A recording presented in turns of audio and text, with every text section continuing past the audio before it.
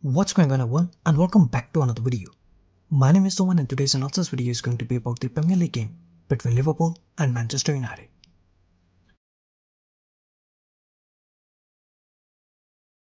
So Liverpool as usual lined up in the normal 4-3-3 formation, which mostly shifted to a 4-4 formation with possession. Whenever Andy Robertson moved up to join the offensive line, Henderson dropped in the defense to play as the temporary fullback. While Manchester United on the other hand lined up in a 4-2-3-1 formation on paper. But their formation on the ground was mostly 3-4-1-2, with Brandon Williams and Van Bissaka playing at the wingback positions, with Andres Pereira playing at the number 10 position just behind Martial and Daniel James. Ole actually came up with a very nice tactical plan when Manchester United and Liverpool met the last time in the league. Ole kind of used the same tactical plan for this game as well, but this time Klopp was well prepared to deal with Manchester United's counter-attacking threat.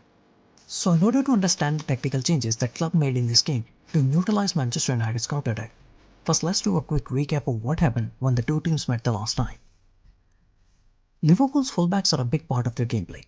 With possession, the front three get narrow and they open the spaces on the wide areas for their fullbacks to move up, and thus Liverpool often keep a formation of 2-3-5 with possession.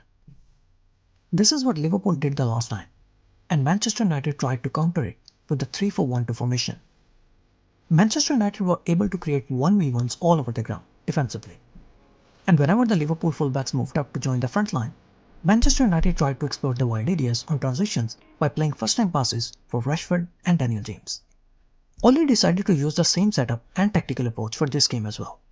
And he was expecting Liverpool to come out and play the normal game with fullbacks moving up to join the front line. But this time Klopp was ready, and he decided to change his playing style a bit to counter Manchester United's counter-attacking football. This time Mohamed Salah and Sadio Mane were moving to the central zone with one fullback moving up while the other one was staying back. Whenever Andy Robertson moved up to join the front line, Arnold tried to stay back, and Henderson dropped from the midfield to the temporary left-back position. Henderson moved to the left-back position and Firmino dropped in the midfield to keep the numbers equal in the midfield. And whenever Robertson moved up to provide the attacking weight from the left side, Chamberlain often moved to the right wing to give the attacking weight from the right flank. And similarly, whenever Arnold moved up from the right back, Robertson decided to stay back with Henderson moving to the temporary right back position, with Wijnaldum moving up to provide the attacking weight from the left wing.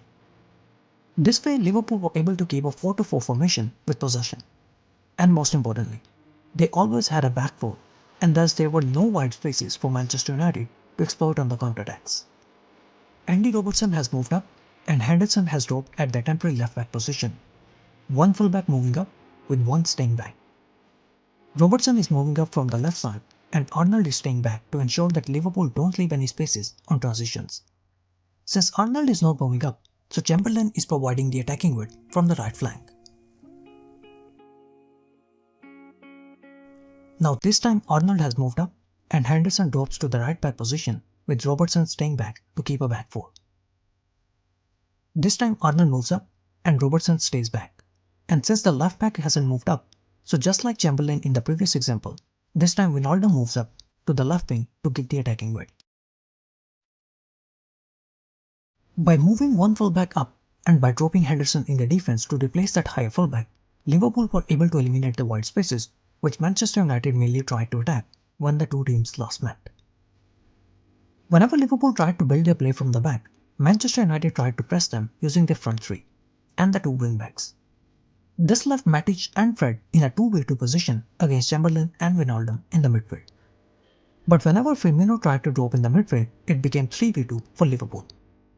So Liverpool often tried to play long passes from the back, and even when Manchester United centre-backs were able to win the first ball, Liverpool were easily able to win the second ball as they had the numbers advantage in the midfield. Van Dijk to Mohamed Salah, Luke Shaw wins the first ball, but Chamberlain easily wins the second ball, and Liverpool now have 2v2 against the United centre-backs.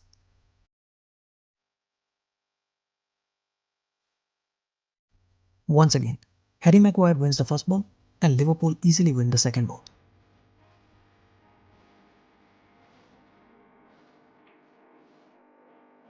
Again, Harry Maguire wins the first ball, but Liverpool easily win the second ball because of their numbers advantage in the midfield. Wijnaldum wins the aerial duel against Fred, and Salah easily gets the loose ball. Harry Maguire and Lindelof won 6 out of the total 8 aerial duels, but it wasn't helping them at all, as Liverpool were easily able to win the second ball because of their numbers advantage in the midfield. Manchester United have conceded the joint most goals in the league this season from the corner kick, and the only goal of this game was also scored from a corner kick. Manchester United going with the zonal marking, Joe Gomez blocks Harry Maguire, and Van Dijk gets a free header. Liverpool kept a very strong central overload without possession, as they tried to block Manchester United's central penetration and they tried to force them to the wide areas. Strong central overload, cutting the central passing lanes, and forcing Manchester United to go wide or long. Once again, forcing the centre backs to go wide or long.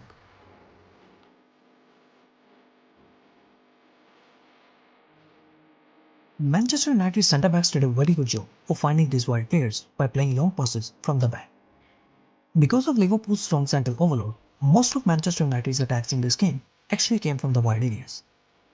Manchester United played a total of 18 crosses from these wide areas, but they didn't have enough aerial strength to cause any issues to the Liverpool backline, and Liverpool's defense was easily able to clear the crosses. Liverpool had to face some issues when they met Manchester United at the Old Trafford, but this time Klopp was ready for Manchester United's counterattacks. Henderson did a very good job for Liverpool in this game, as he was constantly changing his position from CDM to left back to right back to provide Liverpool with some extra protection on transitions. Liverpool are still unbeaten in the league, and it doesn't really look like that they are going to lose anytime soon. Thank you so much guys for watching the video. I hope you guys enjoyed it. Please don't forget to like and subscribe.